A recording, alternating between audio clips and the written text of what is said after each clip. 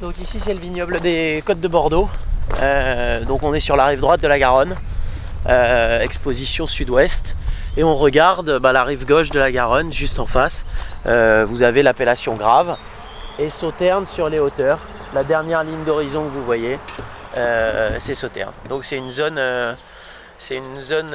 qui regroupe à la fois de très beaux terroirs et qui est aussi une zone très plaisante et très agréable à vivre, parce qu'on est à 30 minutes de la ville de Bordeaux et on est en pleine campagne.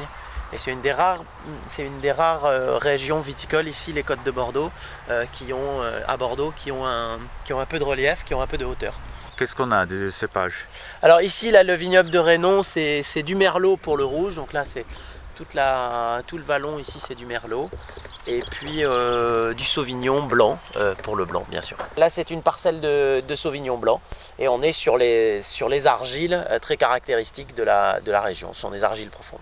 Et ces argiles, c'est justement ce que les Sauvignons blancs aiment plus. Exactement.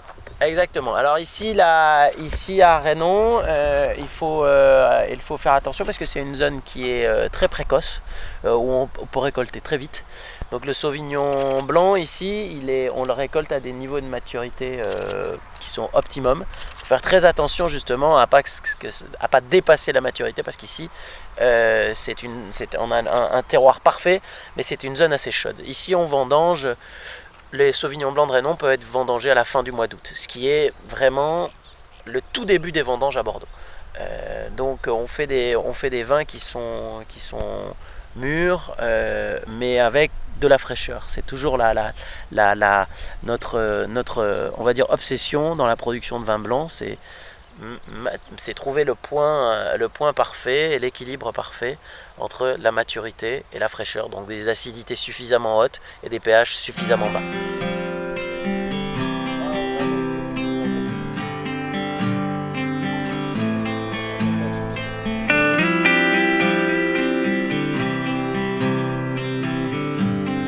Ici on est sur le village de Bégueil.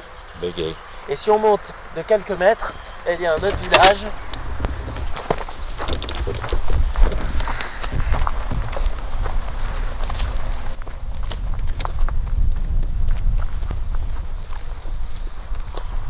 Et vous êtes né Moi je suis né ici, j'ai été élevé ici, je suis né à Bordeaux, mais je suis né ici, j'ai grandi ici, donc à Château-Rénon, c'est la propriété à laquelle on est très attaché. Et c'est un terroir qui a un très grand potentiel. Côte de Bordeaux, c'est une des appellations les moins connues de Bordeaux, et c'est dommage parce que je pense que c'est une de celles qui mériterait d'être le plus connue. Ça c'est pour diffusion d'hormones. Exactement. Et vous travaillez avec des choses nature? Exactement. Nous ici, nous sommes certifiés ISO 14001 et nous sommes aussi en cours de certification haute valeur environnementale niveau 3. Donc c'est une vraie conscience environnementale, et comme je vous le disais, on exploite aussi près de 200 hectares de pins pour avoir un bilan carbone le plus neutre possible. Ça c'est pour lutter contre le ver de la grappe. Et en fait c'est une diffusion d'hormones qui permet ce qu'on appelle la confusion sexuelle. Et en fait ça diffuse des hormones qui perdent le mâle, et le mâle n'arrive jamais à trouver la femelle du ver de la grappe. Et donc c'est comme ça qu'ils n'arrivent pas à se reproduire, et du coup qu'on stoppe la progression de manière écologique.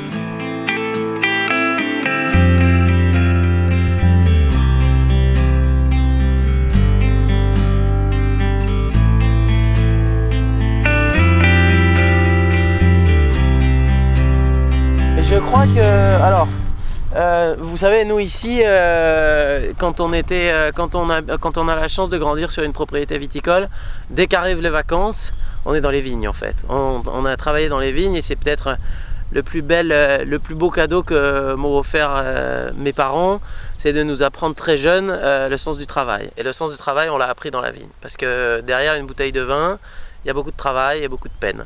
Et ça, on y a été connecté très jeune, 8 ans, 9 ans, on était dans la vigne. Moi, j'ai fait ma première cuvée, mon premier vin, j'avais 13 ans. 13 ans. Ouais, j'avais 12 ans, c'était en C'était en 93, j'avais 12 ans. Et donc on a eu cet attachement très jeune. Moi je crois que j'ai pas raté une vendange, sauf les 2 ou 3 années où je suis parti étudier à l'étranger, aux États-Unis ou en Espagne, ou quand j'étais à Paris. C'était une passion dès le départ. Moi j'ai étudié l'œnologie, mais j'ai aussi étudié l'économie. Donc j'aurais pu faire autre chose, aller travailler ailleurs dans d'autres pays. Mais je savais que c'était presque impossible. Je savais que j'allais revenir. Il n'y avait aucun contrat. Mes parents m'avaient laissé très libre. M'avaient surtout jamais demandé de revenir à telle date, à telle heure.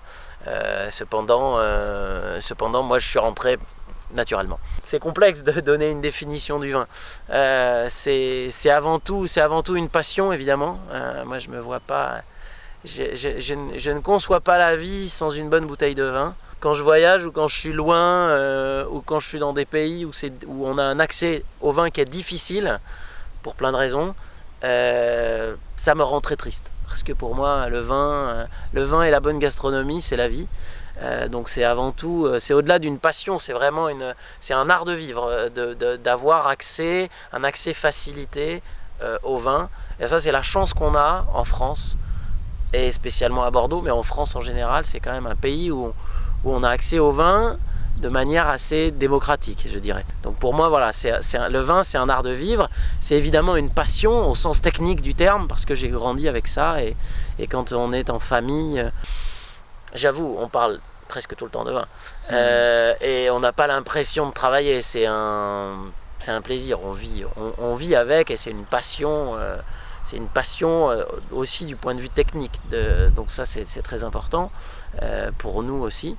Et puis naturellement, c'est notre métier. Donc c'est notre métier et notre passion. Donc c'est une association complexe, mais on dit souvent on ne se verrait pas faire autre chose. Et puis de toute façon, on ne sait pas faire autre chose.